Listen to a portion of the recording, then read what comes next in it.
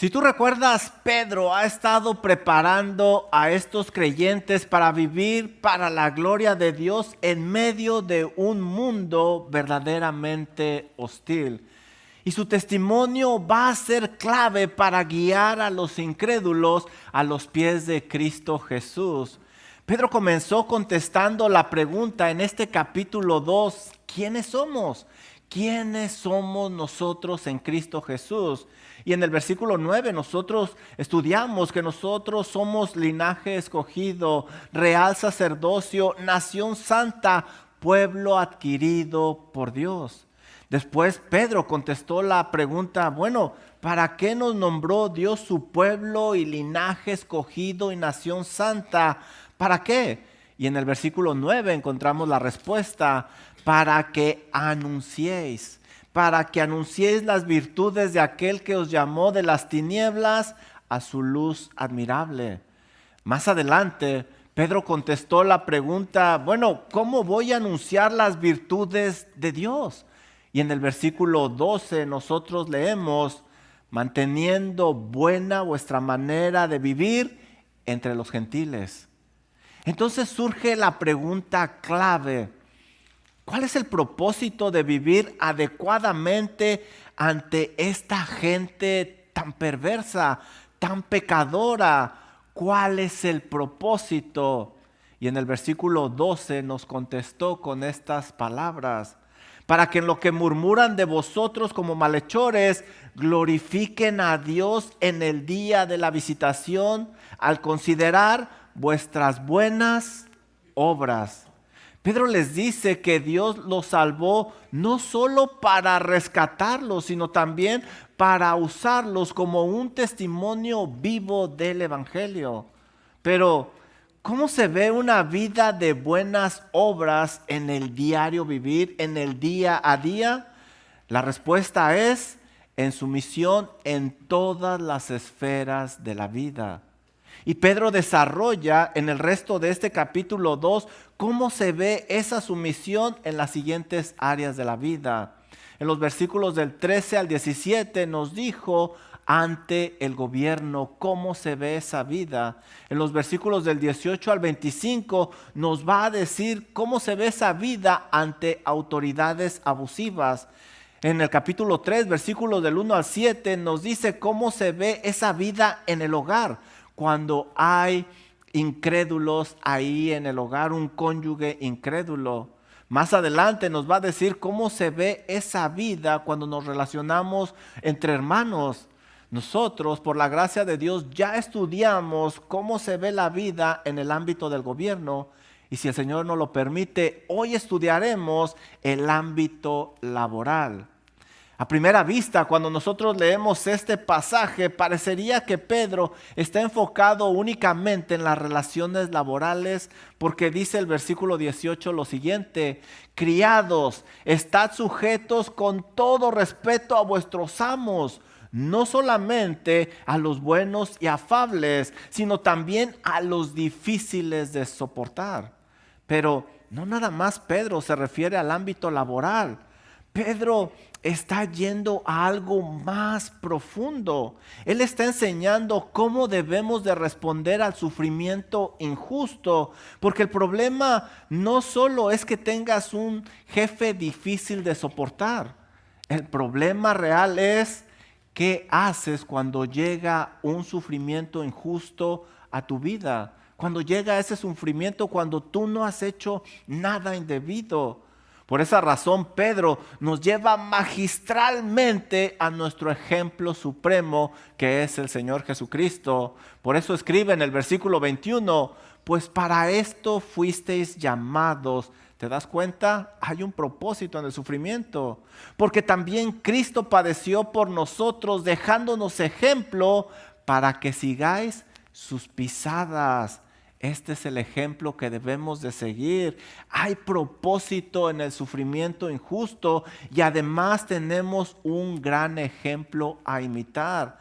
Así que la injusticia, mis amados hermanos, vendrá a tu vida tarde o temprano, pero debemos de saber cómo responder a ella.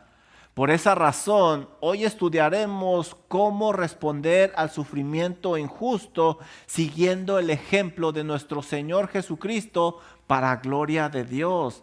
Para eso veremos el llamado a sufrir injustamente, veremos el ejemplo de Cristo y también veremos la obra de Cristo que da sentido a nuestro sufrimiento.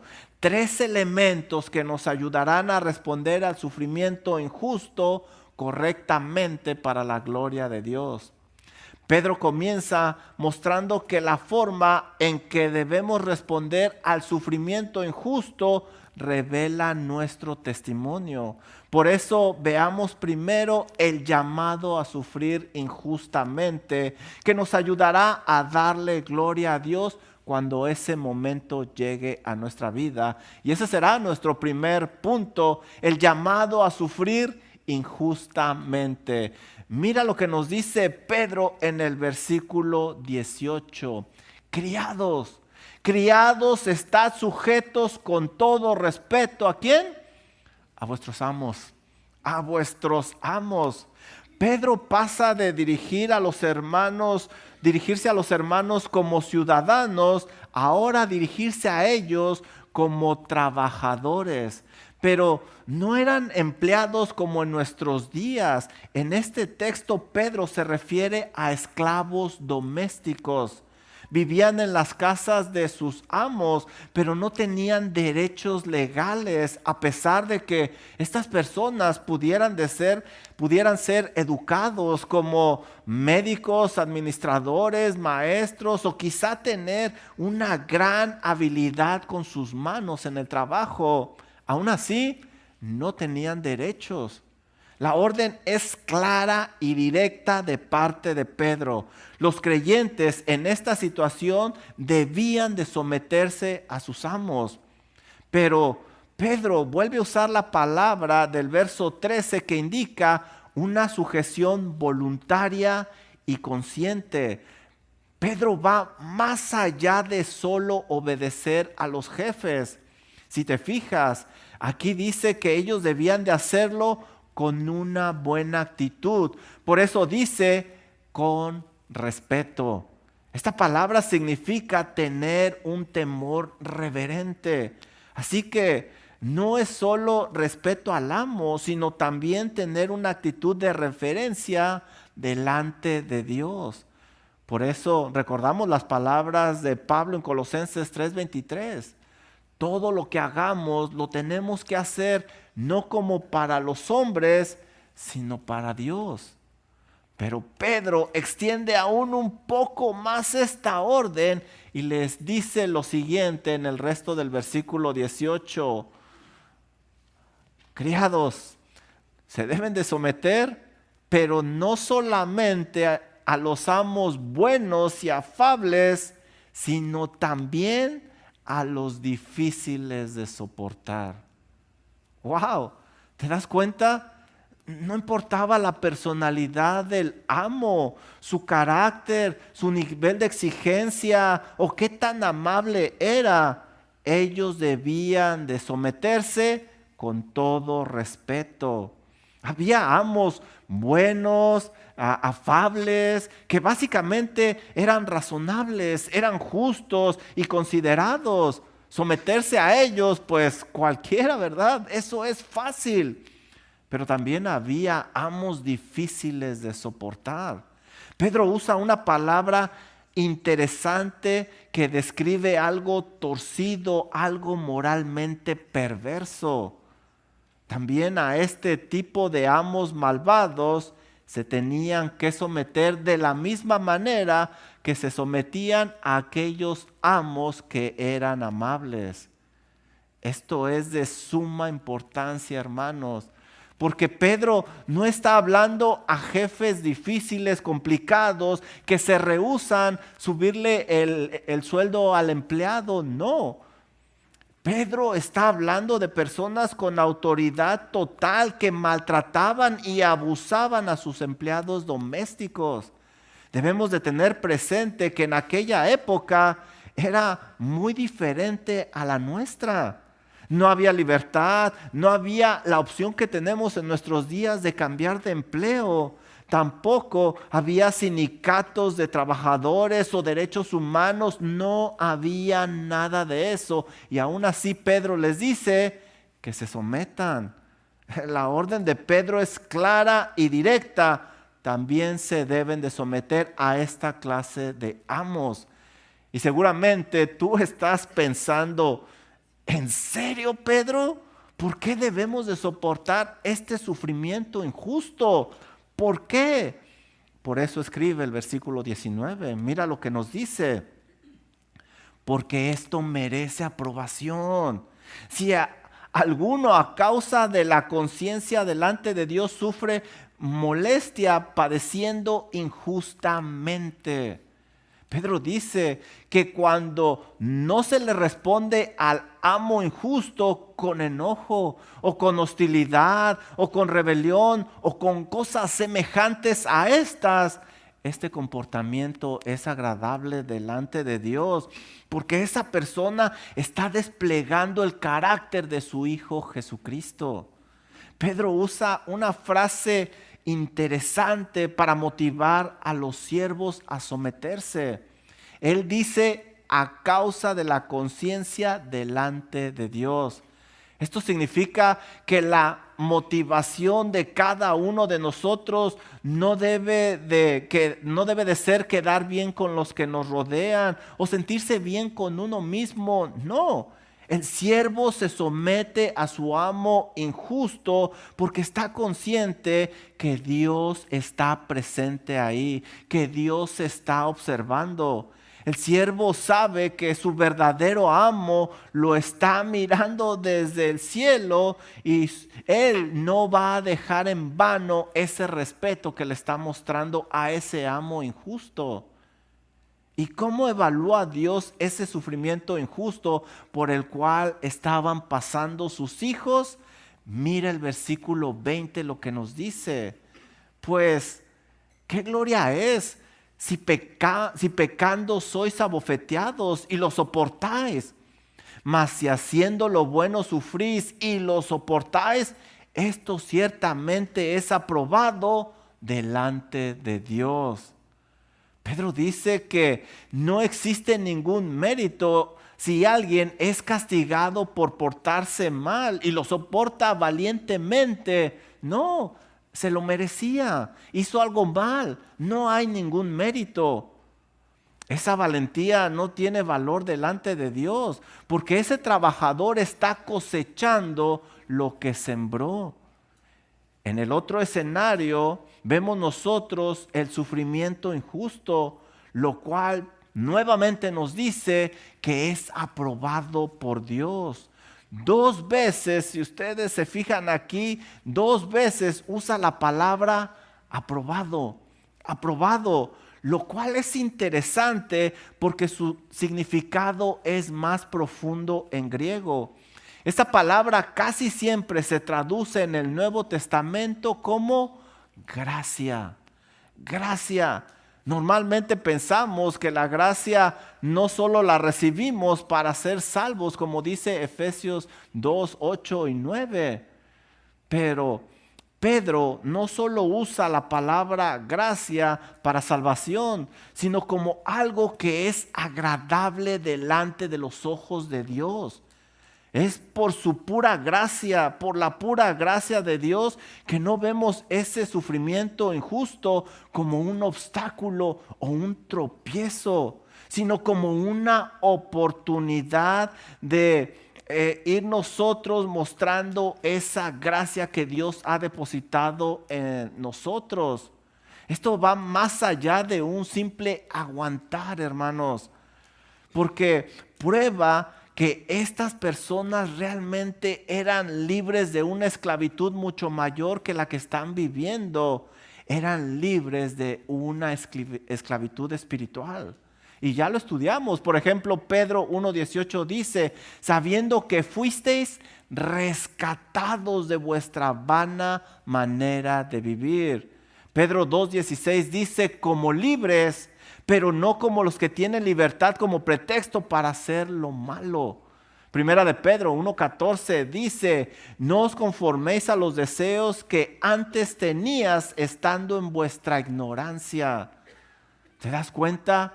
Son libres espiritualmente y por la gracia que ha sido depositada en ellos pueden sujetarse a esos amos injustos. Es muy importante aclarar que Pedro no está justificando el abuso de ninguna manera. Tampoco Pedro está promoviendo la injusticia. No, claro que no. Lo que Pedro está enseñando es cómo responder con gracia cuando el sufrimiento injusto es inevitable. Wayne Grudem lo describe con estas palabras y cito: el sufrimiento injusto es el escenario donde el poder de Dios se hace visible, porque solo alguien sostenido por la gracia divina puede devolver bendición por la maldición recibida. ¿Te das cuenta? Es la pura gracia de Dios. Es una oportunidad para desplegar esa gracia de Dios que mora en nosotros. Mi amado hermano, esta enseñanza de Pedro, yo sé, es revolucionaria aún en nuestros días. Porque la mayoría de nosotros trabajamos por la aprobación del jefe o para evitar una llamada de atención o buscar un mejor salario. Pero Pedro nos dice que el motor para poder sufrir la injusticia es la conciencia delante de Dios.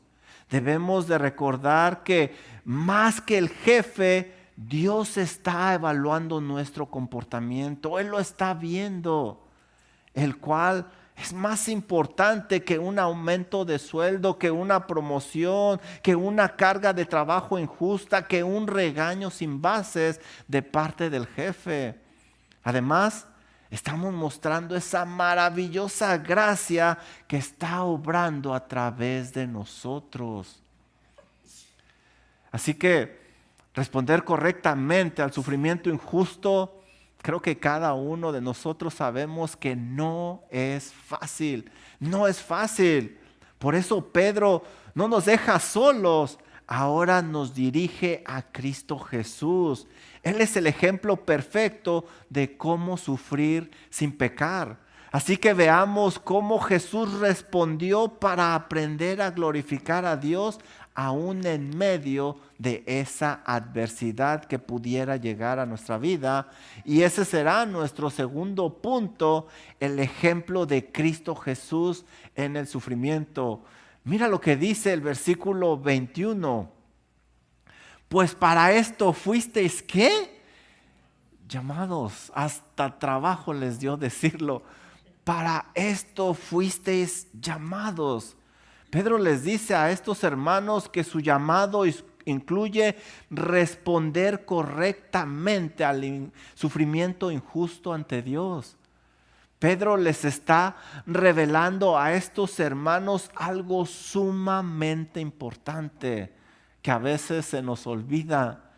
El sufrimiento injusto por Cristo no es un accidente en la vida, sino un llamado de parte de Dios. Este no es un tema nuevo que Pedro está introduciendo aquí. Pedro ya lo ha estado mencionando a través de su carta. ¿Recuerdas? Capítulo 1, versículo 6. Él dijo: aunque ahora por un poco de tiempo, si es necesario, tengáis que ser afligidos. En el capítulo 3, versículo 17, también habla del sufrimiento. Porque mejor es que padezcáis haciendo el bien si la voluntad de Dios así lo quiere. En el capítulo 4, versículo 19, lo va a repetir. De modo que los que padecen según la voluntad de Dios, encomienden sus almas al fiel Creador. El llamado de estos hermanos es reflejar la gracia de Dios en medio de ese sufrimiento injusto. Si un esclavo solo servía bien a un amo bueno, no había ninguna diferencia con el esclavo pagano. Eran exactamente igual. Servir bien a un amo injusto demostraba que el cristiano estaba dependiendo de una gracia venida de Dios que el mundo no tiene, que el mundo no conoce, que el mundo no comprende. Y para animarnos y para animar a estos hermanos, Pedro no los deja solo en lo que deben de hacer, sino que nos lleva directamente a Cristo Jesús. Mira el resto del versículo 21 lo que nos dice, porque también Cristo padeció por nosotros. ¿Qué palabras tenemos aquí? ¿Qué frase, hermanos? Esto es muy interesante porque el creyente no solo sufre, el creyente sufre como Cristo. ¿Alcanzas a ver la diferencia? Con un propósito divino, el cual es darle gloria a Dios y reflejar a Cristo delante de aquellos que nos rodean, de aquellos que nos observan, cómo estamos respondiendo a esa situación compleja de la vida. Para que el día de mañana estos que observan, si Dios deposita su gracia en ellos, puedan también sufrir de la misma manera. Dios no desperdicia, mis hermanos, no desperdicia ni una gota de sufrimiento de sus hijos, como no desperdició ni una gota de sufrimiento de su Hijo Jesucristo.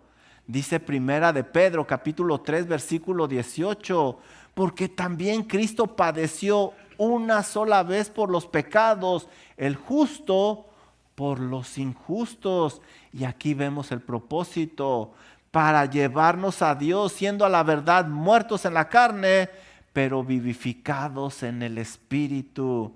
Así que ese sufrimiento injusto tiene un propósito divino que va más allá de la incomodidad de la situación que pudieras estar pasando.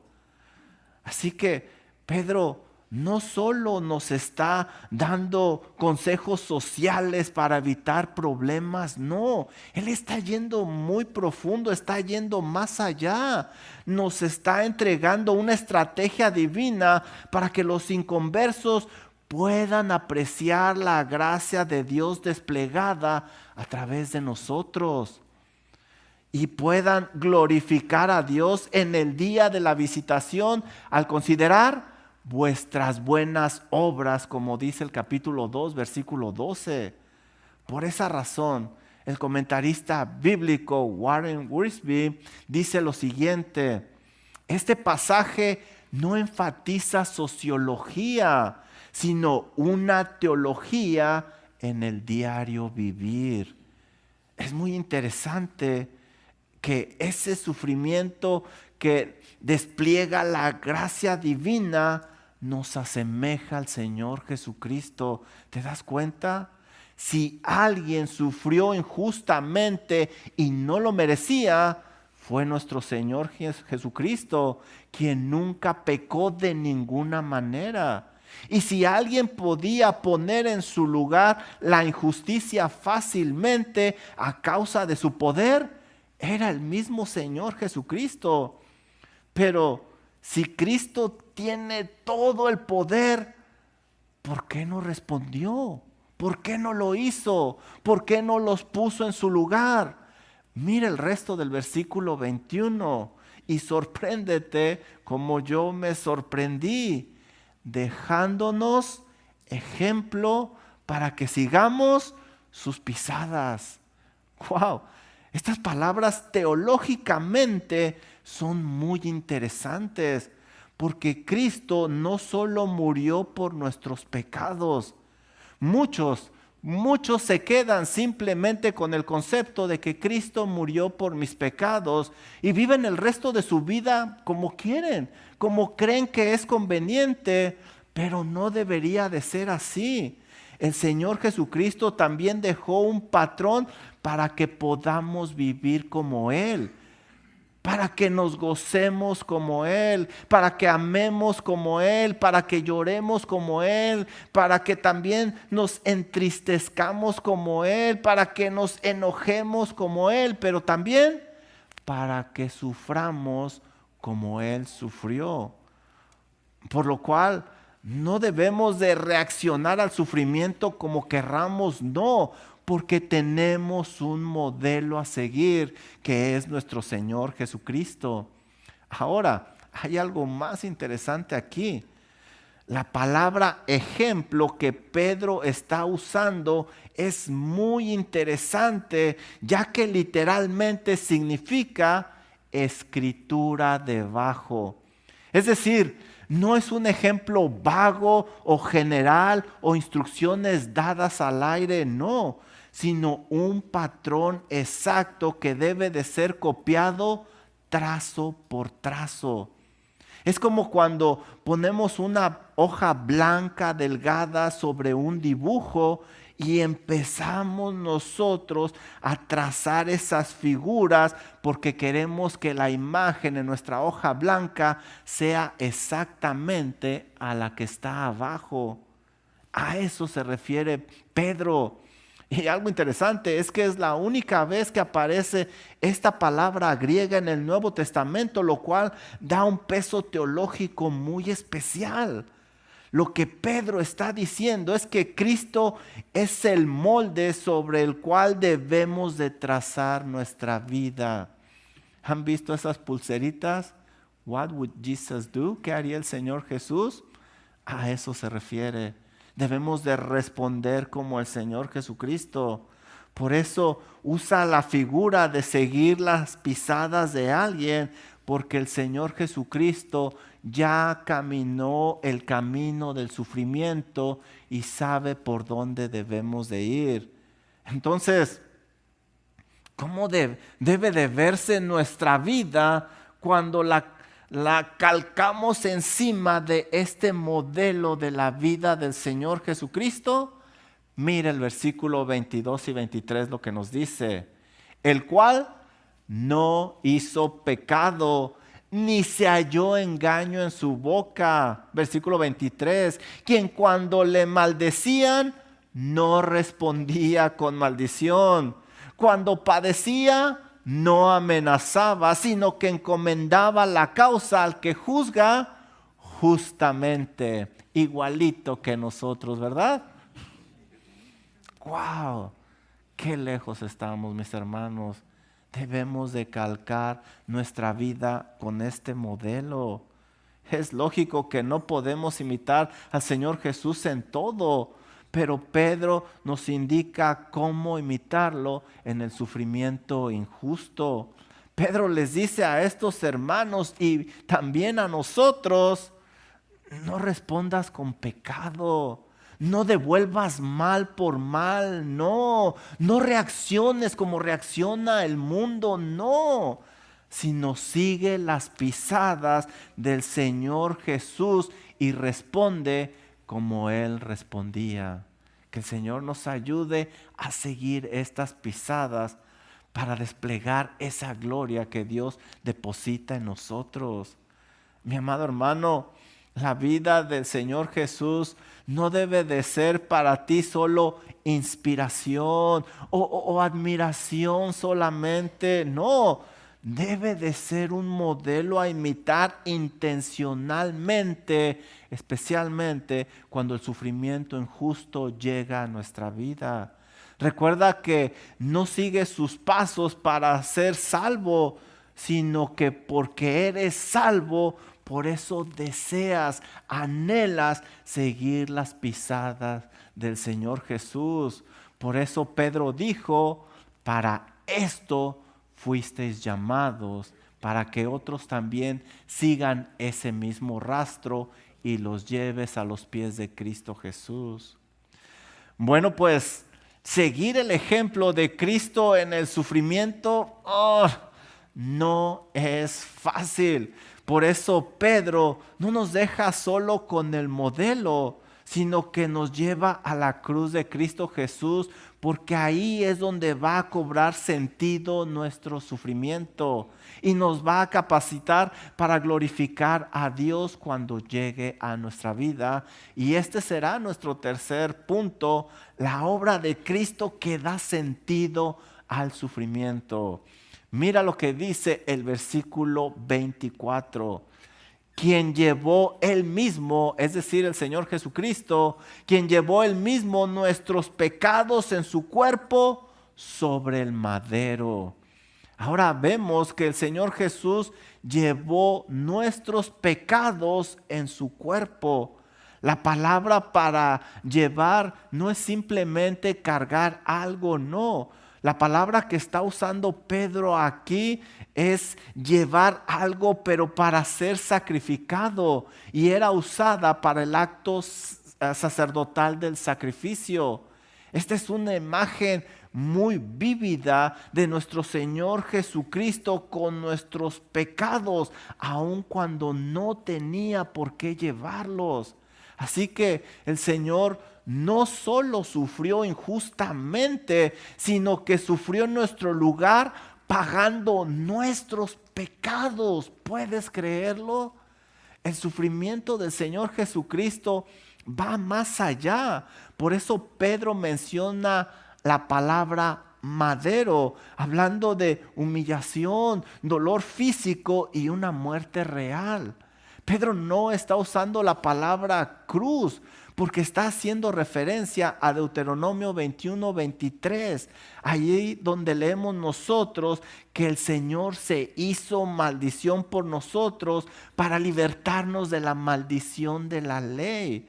Así que el Señor entiende nuestro sufrimiento, lo comprende porque Él mismo lo vivió en su humanidad.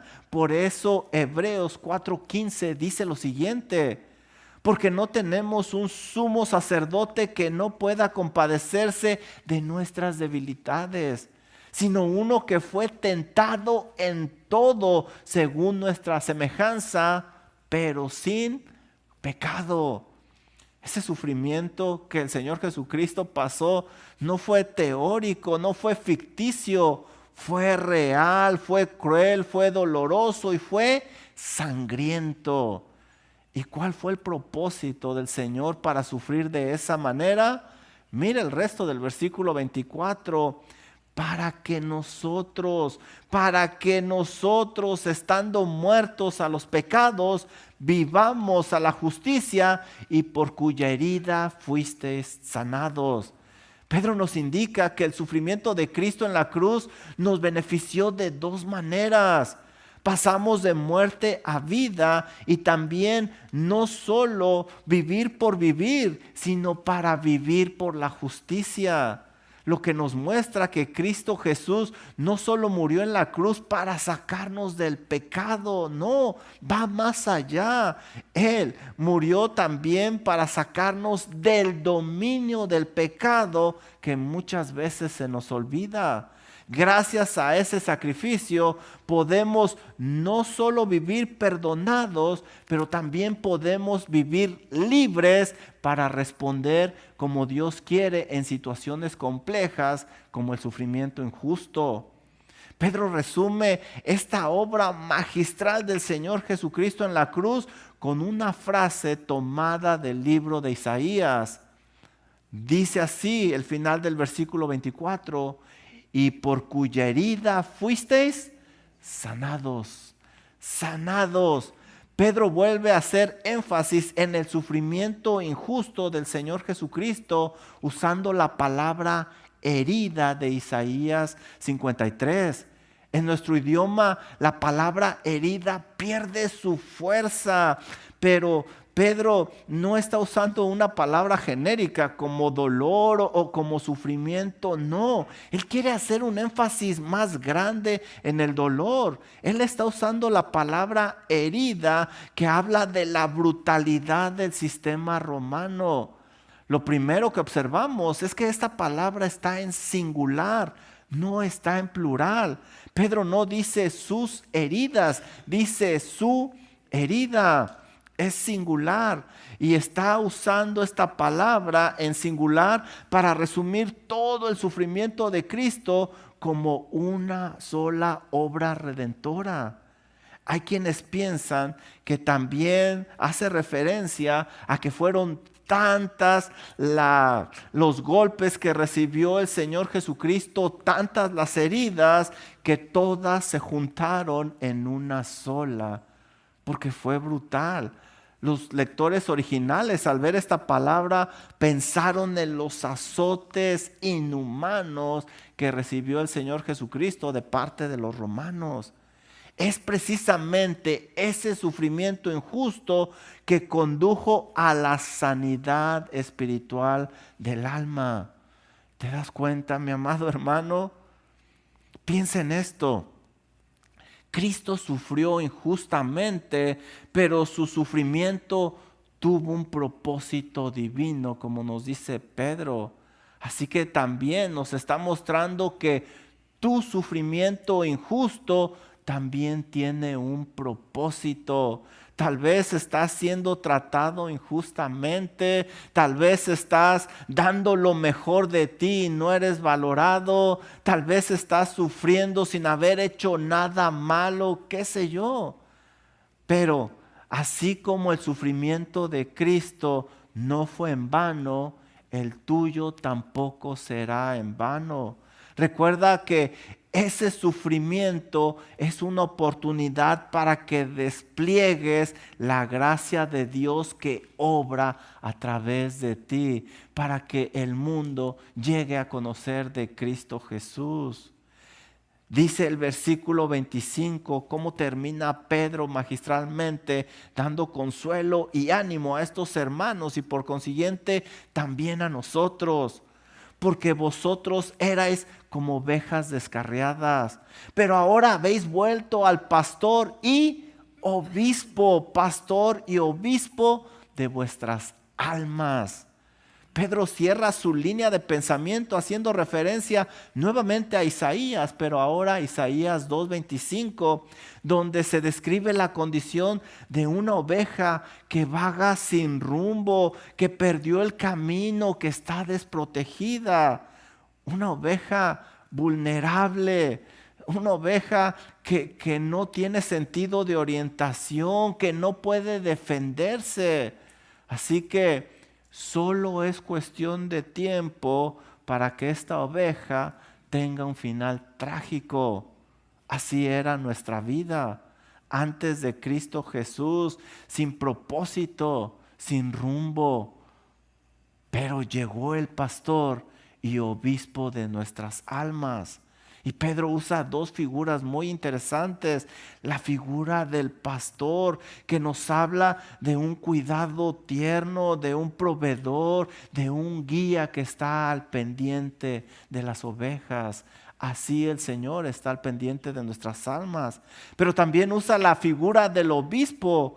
Es decir, dice que hay alguien que vigila los pasos de ellos como un centinela.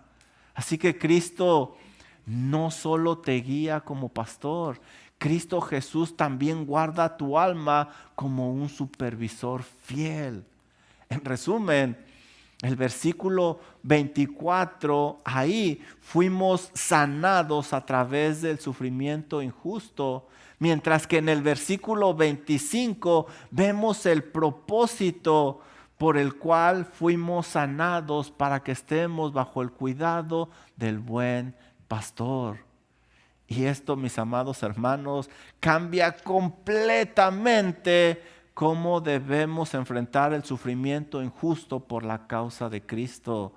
Porque ya no eres una oveja perdida, ahora eres una oveja cuidada personalmente por el buen pastor. No estás solo, no estás desprotegido, no estás sin dirección, sin rumbo. No, eso ya quedó atrás. Así que cuando enfrentes la injusticia, recuerda que Cristo sufrió aún más que tú y Él no respondió con pecado. Y ahora, por su obra en la cruz, tú tienes el poder para responder de igual manera, sin pecado, porque no debes reaccionar a la situación. Lo que debes de hacer es seguir las pisadas de aquel que te dejó el rastro. Termino con esto. Hemos estudiado la manera correcta de sufrir injustamente por la causa de Cristo, siguiendo el ejemplo de nuestro Señor y afirmándonos en la cruz del Calvario. Alguien que vivió esta situación en carne propia, sin duda alguna, está en Génesis y es José el soñador. Piensa en la vida de José. Fue traicionado, fue vendido por sus hermanos, fue acusado falsamente y además fue olvidado injustamente. Su vida está marcada por el sufrimiento. Si quieres hablar de sufrimiento injusto, José es un modelo difícil de comparar. Pero al final del sufrimiento, este José ve todo desde la perspectiva de Primera de Pedro, capítulo 2, versículos del 18 al 25, y dice estas palabras en Génesis 50:20. Vosotros, le dice a sus hermanos que lo vendieron, que lo traicionaron, que lo trataron mal. Vosotros pensasteis mal contra mí. Aquí nos está describiendo ese sufrimiento injusto que estudiamos esta tarde. Pero mira lo que dice enseguida: mas Dios lo encaminó a bien. Aquí está el propósito que estudiamos en este texto. Y miren lo que dice el final de este versículo: para hacer lo que vemos hoy. Eso es muy importante. Quizá ahorita tú no alcanzas a ver lo que está haciendo el Señor, pero por su gracia algún día lo vas a poder ver y entender. Para hacer lo que vemos hoy, para mantener en vida mucho pueblo. Hermano, quizá en este momento no encuentras propósito a tu sufrimiento, pero no lo olvides. No olvides que Dios no desperdicia el sufrimiento, sino que lo usa para un bien mucho mayor. Mi hermano, cuando la duda llegue, sigue aplicando el ejemplo de Pedro y mira la cruz del Calvario, para que recuerdes que si alguien sufrió injustamente, fue el Señor Jesucristo. Y Dios no desperdició su sufrimiento, sino que lo usó para salvar tu alma, para salvar tu alma. Así que Dios no desperdiciará tampoco tu sufrimiento, ya que lo usará para mostrar a Cristo a un mundo que se encuentra perdido. Porque Cristo sufrió injustamente. Sí, Cristo sufrió injustamente, pero no sufrió inútilmente. Que el Señor nos ayude a aplicar esta verdad cuando el sufrimiento llegue a nuestra vida. Vamos a orar. Nuestro amado Padre Celestial, gracias, Señor, por la porción de esta tarde. En verdad nos anima porque vivimos en un mundo lleno de dolor, lleno de tanta injusticia, lleno de tantas cosas que causan, Señor, sufrimiento. Pido por cada uno de mis hermanos. Solo usted sabe, Señor, por las situaciones que están pasando. Vemos alrededor de nosotros y en verdad, Señor, pareciera que las cosas están fuera de control, pero este texto nos anima porque nos recuerda que usted está en control de todas las cosas, que usted está cumpliendo sus propósitos divinos. Ayúdenos a mantenernos firmes por Cristo Jesús, aún en medio del sufrimiento injusto. Ayude a mis hermanos, por favor, amado Dios, para que podamos reflejar esa gracia que ha depositado en nosotros y para que podamos seguir las pisadas de nuestro Señor Jesucristo. A usted sea toda la honra y toda la gloria, porque esto es posible por el sacrificio de su Hijo Jesucristo en la cruz del Calvario. Oramos todo esto precisamente en ese nombre, en el nombre precioso de Cristo Jesús. Amén.